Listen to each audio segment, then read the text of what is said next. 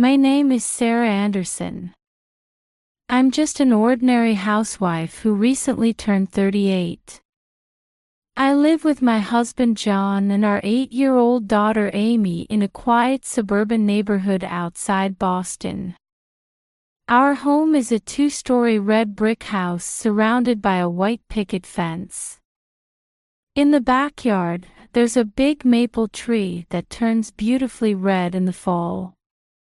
John is 43 and works as a project manager at a large local IT company. He's a hard-working and family-oriented husband. It's become our tradition to enjoy barbecues in the yard or go on family hikes on holidays. I work as a librarian at the local elementary school. Being surrounded by books is my greatest joy. In the midst of such peaceful days, we recently had some exciting news. I'm pregnant with our second child. My morning sickness has been severe, causing me to miss work more often. Perhaps out of concern for me, John recently gave me the latest smartphone as a pregnancy gift, saying, "So you can take lots of pictures of the baby." Amy is an energetic and curious 8-year-old girl. With her light brown hair and big green eyes, she looks just like a Disney princess. She excels in school, especially in science and computer subjects. Recently, Amy has become interested in programming. On weekends, she attends programming classes for children. When she talks about wanting to work with computers like Daddy in the future, her eyes sparkling, John and I find it heartwarming. Amy loves playing with the old tablet she got from her father. Sometimes she proudly shows me, saying, "Mom, look. I made a new app." Every time this happens, I, as a mother with a tech-savvy daughter, feel a bit conflicted. When Amy saw the new smartphone John gave me, her eyes lit up. "Mom, that phone is amazing. Can I use it too?" she asked, full of curiosity. I hesitated a bit but replied, "Well, I suppose you can use it occasionally." At that moment, what flashed through my mind was the happy everyday life of our family. But little did I know then that this new smartphone would drastically change our family's life. A few days later, on a Saturday morning, as I was preparing breakfast, Amy came running into the kitchen in her pajamas. "Mom, can I use the new phone today?" she asked. I hesitated a little but, seeing Amy's expectant eyes, I said, "All right. But be careful with it," and handed it over. Amy happily took the phone and sat on the living room sofa, starting to fiddle with it. After a while, her expression seemed to cloud over a bit. "What's wrong, Amy?" I asked. "Mom, there's something weird about this phone," she answered with a puzzled look. I was a bit surprised and sat down next to Amy. "What do you mean?" Amy frowned and said, "There's a strange app here. But when I try to open it, it needs a password." I felt a little uneasy but replied, "It must be one of Daddy's work apps." However, Amy didn't seem convinced. That afternoon, as I was folding laundry, Amy burst into the room. She looked pale and seemed to be trembling. "Mom, something terrible has happened," Amy's voice was shaking. "What's wrong?" I asked, worried. Amy said in a small voice, "You know, I managed to open that app." "What? How?" I used a method I learned in programming class to bypass the password, Amy said apologetically. And what happened? Amy continued fearfully, Mom, there seems to be a listening device in that phone. I was speechless. A listening device? What do you mean? Amy explained with a face on the verge of tears. There was a program in the app that records our conversations. And it seems to be constantly sending the phone's location information too. My mind went blank. I couldn't believe that my husband had been monitoring us. Mom, I'm scared. Amy started crying. I took a deep breath, trying to regain my composure. Amy, you did well to find this. Thank you for telling me. That night, when John called to say he'd be late from work, Amy and I held a secret strategy meeting. Amy, you must not tell Dad about this under any circumstances, I told my daughter with a serious expression. Amy nodded slightly. Okay, I understand. But what are we going to do with this phone? I thought for a moment before answering. We need to dispose of it. But we have to do it without your father noticing. How? Amy asked. Well, I formulated a plan. Tomorrow morning, after your father leaves for work, we'll pretend that I accidentally dropped the phone. Amy hesitated a bit before saying, But Mom, isn't it wrong to lie? My heart ached at my daughter's honesty, but I explained, this is a special case. It's to protect us. The next morning, right after John left for work, Amy and I put our plan into action. Are you ready? I asked Amy. Amy nodded nervously. We went out to the veranda. Amy held the phone, taking a deep breath. Now, Amy. Amy threw the phone with all her might. The phone arced through the air and fell to the ground, shattering into pieces. Stop! I shouted, acting. Amy looked up at me with a face about to cry. I'm sorry, Mom. It slipped from my hand. I hugged my daughter. It's okay, accidents happen. At that moment, we felt a small sense of victory. But we also understood that this was just the beginning.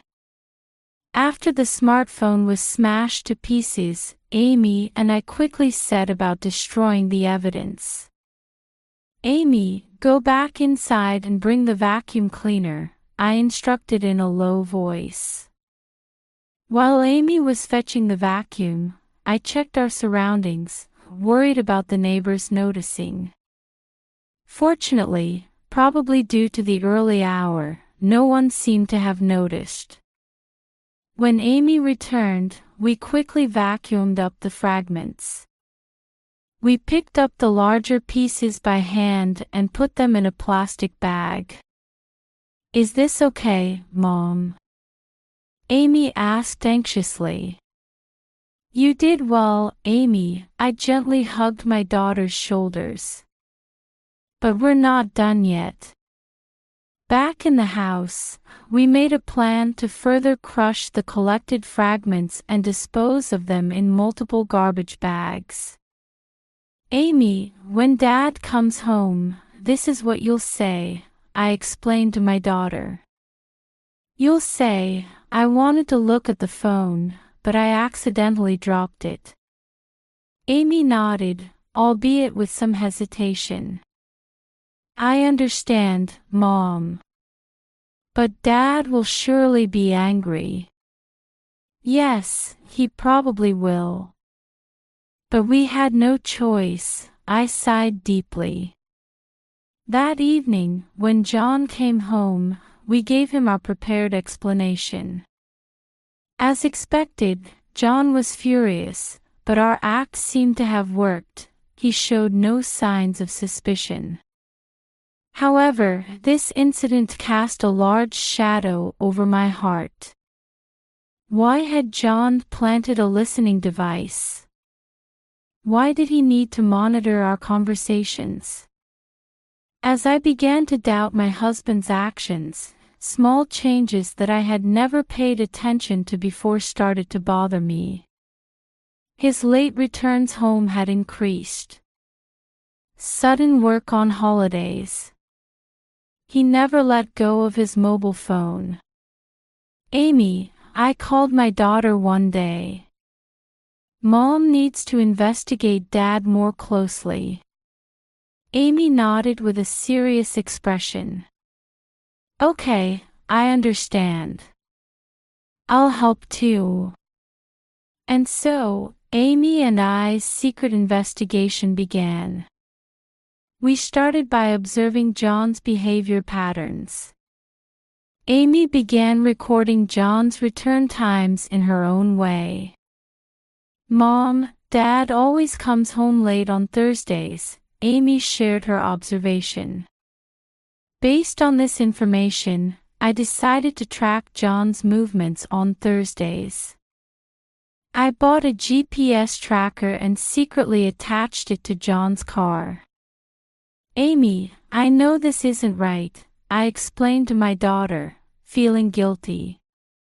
But we need to know the truth. Amy nodded silently. After several weeks of investigation, we finally obtained decisive evidence. On Thursday night, John's car was heading towards an upscale residential area, in the opposite direction from his company. Mom, Dad stopped there, Amy pointed at the computer screen. My heart felt tight. That place was an apartment where a young woman lived. The following Thursday, I asked a friend to babysit and went alone to that apartment. What I saw there was John and a young woman standing close together.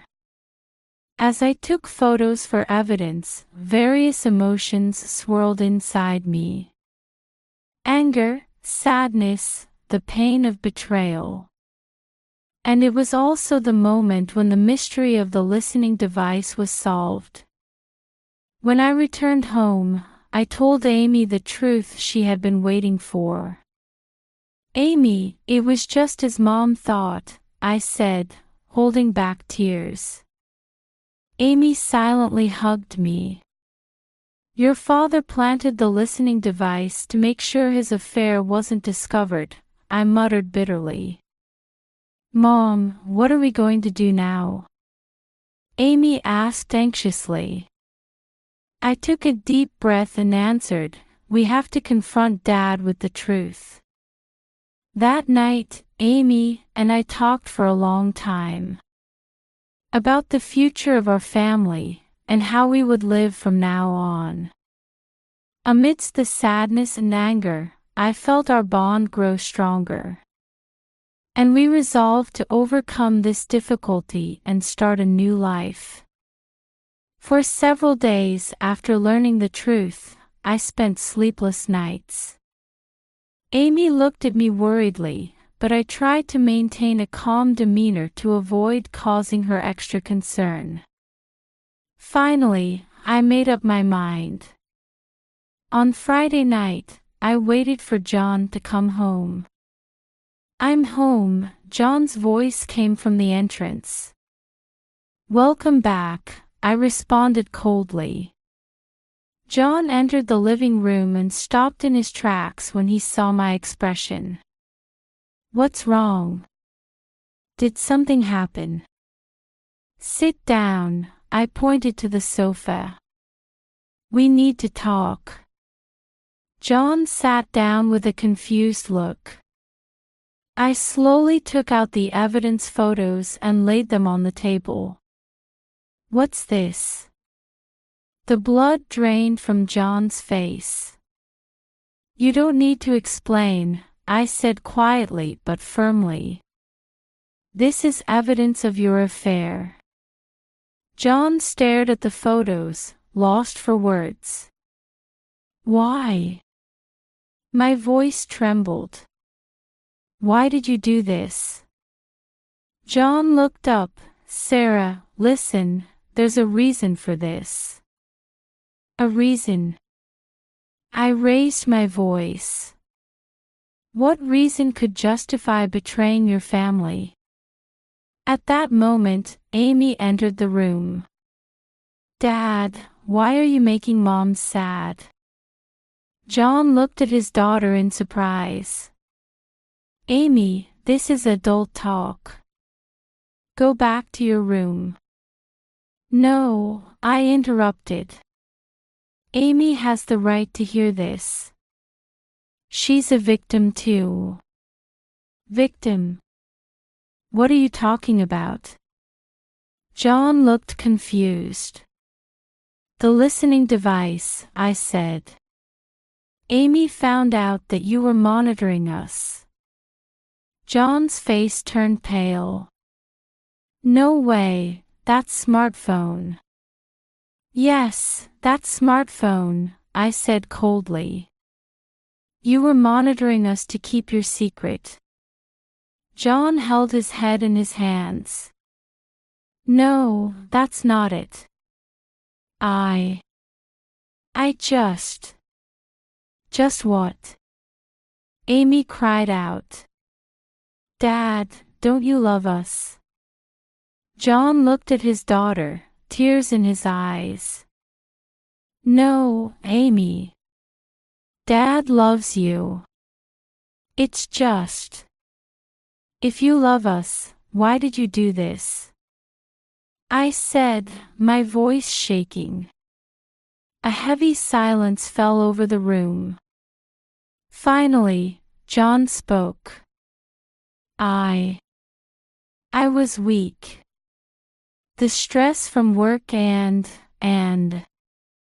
I don't want to hear excuses, I interrupted. "We're done." "Sarah, wait," John said desperately. "Can't you give me another chance? For the family." I took a deep breath. "For the family. You're the one who destroyed the family." Amy held my hand. "Mom, we can make it on our own." I hugged my daughter and turned back to John. "I'm filing for divorce. I'll contact you through a lawyer." John collapsed into his seat. "Sarah, Amy, I'm so sorry." We silently looked at John, then quietly left the room. That night, Amy and I talked for a long time. We cried and comforted each other. "Mom, we'll be okay, right?" Amy asked anxiously. "Yes, we'll be fine," I hugged my daughter tightly. "We have each other." A few months later, the divorce was finalized, and Amy and I moved to a new home.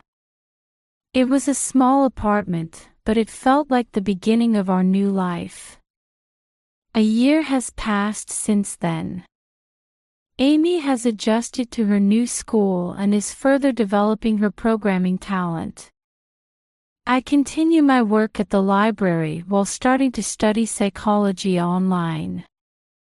I hadn't been in contact with John since the divorce, but 3 months ago, I suddenly received an email. He wrote that his relationship with the woman he had an affair with had ended, and he was deeply reflecting on his actions. He started counseling and is addressing his alcohol dependence. Honestly, I felt conflicted. But I feel the need to build a peaceful relationship, especially for Amy's sake. Last week, I allowed Amy to meet with John. Amy was a bit nervous, but when she came back, she had a slightly brighter expression. "Dad is really sorry," Amy said. "But I prefer living with you, Mom." Those words made my heart swell. One evening, as Amy and I were walking in the park, Amy suddenly stopped. "Mom, look." Amy pointed at the sky. Looking up, we saw a beautiful rainbow stretching across the entire sky. "It's beautiful," I exclaimed in admiration. "Hey Mom, I've heard that rainbows are a symbol of hope," Amy said. I looked at my daughter and smiled. "That's right. Maybe it's a symbol of our new life." Amy squeezed my hand tightly. "Mom, I'm sure we'll be even happier from now on." Feeling tears welling up, I nodded. "Yes, that's right. Let's do our best together." At that moment, my phone vibrated in my pocket. It was a message from John. "Can I come to Amy's next programming contest?" I asked Amy, "Dad wants to come to your next contest. What do you think?" Amy thought for a moment before answering, "That's okay. But only if you're there with me, Mom." Of course, I hugged my daughter. Looking up at the rainbow, I made a silent vow. No matter what difficulties lie ahead, I will overcome them together with Amy. And I believe our future will shine as beautifully as this rainbow. We can't change the past, but we can change the future depending on us. Maybe we can move forward little by little in our relationship with John too. But for now, I want to focus on the new life with Amy. Like this rainbow, our lives